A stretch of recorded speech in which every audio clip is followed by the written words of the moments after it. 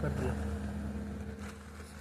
हमारे इस देश में हर पार्टी केवल विकास की बात करती है, चाहे वो नेता जो है हरिजन हो या अग्रिम जाति का कोई भी, केवल लोगों को ठगने के लिए जो है कहते हैं जो मैं हरिजन का नेता हूँ।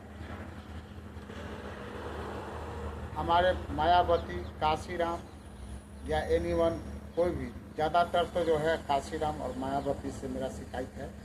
वो जब मुख्यमंत्री बनी, जब उनके पास बागडोर संभाली तो कितने हरिजन का विकास किया हम तो नहीं देखते हैं।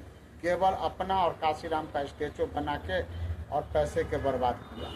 इस स्टैचू बनाने से किसी हरिजन का पेट भर गया? नहीं। तो ये इससे क्या फायदा हुआ?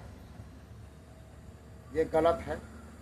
हम तब उनको अच्छा मानते जब जितने भी जो निम्न तबके से नीचे का हरिजन है उसको विकास करते, और निम्न तबके का जो भी है निर्धन व्यक्ति, वो तो सभी को विकास करना चाहिए, सभी के ऊपर ध्यान देना चाहिए। तो मैं पूरे देश के लिए मैं बोलना चाहता हूँ, जो हमारे देश में बहुत ही बेरोजगारी है, पढ़े लिखे बेरोजगार लोग घूमते हैं, तो अब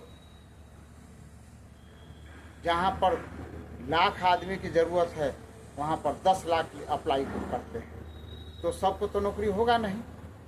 लेकिन ठीक है, जो आदमी इंटरव्यू में रिटर्न में पास नहीं करते हैं, कमज़ोर हैं, उसके भी नौकरी का ऑप्शन है।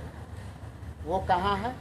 तो हमारे देश में बहुत सी ज़मीन ऐसे खाली पड़ी है, पहाड़ी भाग, पठारी भाग, या जिनके पास 2-2 हजार एकड़ ज़मीन है, कई वो कर ही नहीं पाते। अब किसी के पास 1000 एकड़ ज़मीन है, वो ज़मींदार है, वो IAS अफसर है, कलेक्टर है, वो कहाँ जाएगा ज़मीन देने? जो ज़मीन में मेरे खेती होता है नहीं होता है। तो ऐसे ऐसे ज़मीन जो पड़े हुए हैं वो सारे ज़मीन के एक्वायर करके, और सरकार को चाहिए उसमें जो है फर्नीचर युक्त पौधे लगाएं, फल युक्त पौधे लगाएं, आम, इमली, कटहल, बरहर, रोड के किनारे पौधे लगाएं, और तो इससे जो है देश में रोजी रोटी की सृजन होगी, और उसमें जो है बेरोजगार युवकों को लगाना चाहिए। इससे हमारे देश में करप्शन कमेगा। जब बेरोजगारी हटेगी तो करप्शन बंद होगा, कम होगा। तो इस पे किसी नेता का ध्यान नहीं है, केवल हरिजन, ओबीसी ये करते रहते हैं, और इस तरह करके लोगों को ठगते हैं। तो मैं ये नहीं कहता हूँ जो किसी समुदाय विशेष को नौकरी दे। हम कहते हैं जो भी ज़रूरतमंद है, मिनिमम सैलरी 22,500, 30,000 की सैलरी पे जो काम करना चाहता है और सरकारी नौकरी में यूनियनबाजी नहीं करे, इस शर्त पे जो भी काम करना चाहता है उन सबको नौकरी दे।